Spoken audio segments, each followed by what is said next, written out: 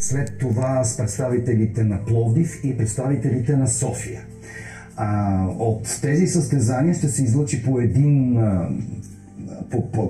представител на тези клубове от трите града и ще се отиде към един финал. След това ще се обърнем, и тук е момента да кажем на всички хора, които обичат куизовете и които са организирани в тези клубове. Има страхотни клубове с невероятни имена, няма да издавам, просто гледайте предаването и ще разберете. Има участници, които са познати на нашите зрители и такива, които идват за първи път. И това, което до сега подготвихме и снимахме, става много интересно и приканвам зрителите да го следят. А с времето, понеже каза Русе, Пловдив, София, могат ли с времето други клуб на знаещите? Това е призива. Участвайте, за да се запишете в тази игра, за да представите вашия градски куиз клуб. Точно така. Те са по няколко. Че то има ли толкова? Има. Знаеш ли колко се радвам.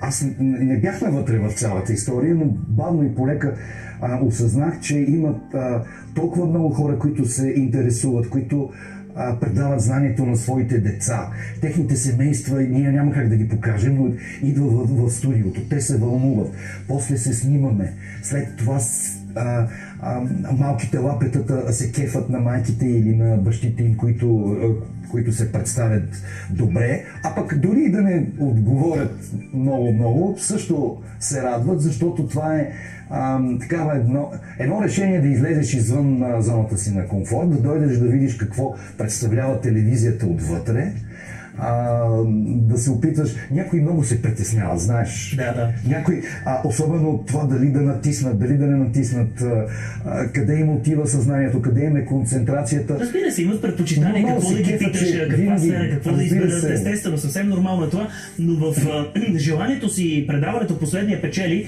което излъчваме всяка вечер от 19 часа преди по света и у нас по БНТ 1, а после с повторение по всички програми на националната телевизия, в желанието си да се развива и да се променя предаването, променя нови правила. Участниците вече са трима, така че всяко нещо се върви. Този сезон е така. Забелязаха нашите зрители. Този сезон е така. Но ето в средата сме на... Има четвърти шампионски кръг. Който също е ново. Това също е ново, там наистина може да се спечели книга или някаква малка награда. То е като един вид стимул, не толкова за наградата, за това, че този, който остане наистина накрая, има възможността да си... ние сме го написали в момента играта, която възнаграждава ума. Ето това е удоволствие за ума и последния печели. Винаги, който остане последен, винаги е пръв. Последния става пръв. Добре, една тема от седмицата, която не искам да пропускаме, не само защото беше съученик с Милен Цветков, е документалният филм, който имаше шумна премиера в зала 1 на НДК. Тоест, много хора разбраха и видяха и бяха в НДК за премиерата на филма. Освен, че може би те натъжи по някакъв начин. Видя ли друг Милен? Видя ли в този филм друг Милен?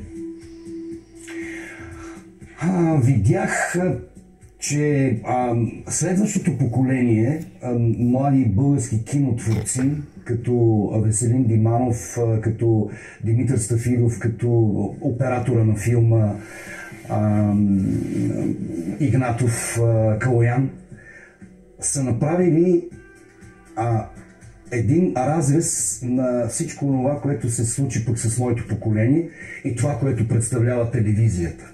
С всичките и проблеми, с борбата за свободата на словото, за налагането на правото да получиш отговори на неудобните въпроси. И толкова много се радвам и толкова много им се кефе на тия млади хора, че ние с Лора Крумова си говорихме, например, че ако ние се бяхме хванали да правим нещо за Милен, може би нямаше да се справим. Те от дистанцията на поколението и на времето са успяли да подредат един много силен филм и просто шапка ми свалям за това, което са направили. А иначе видях в кадри, които те са взели, от фотоси, които те са видяли, един в последните години малко отчаян Милен. Милен, който е бил в непрекъснатото му сваляне и пускане от екран, в непрекъснатото му битка, е имал мигове, в които той е бил тъжен.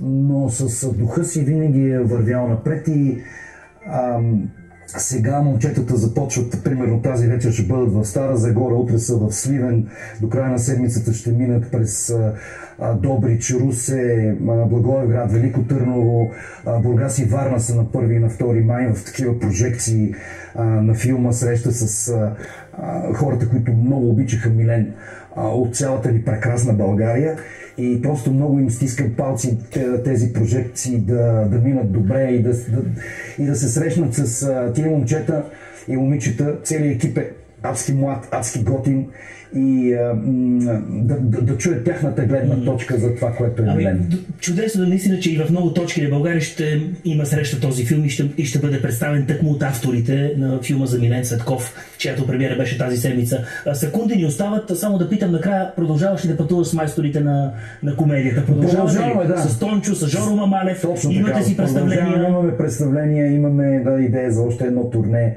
това лято. Ще видим как ще станат нещата.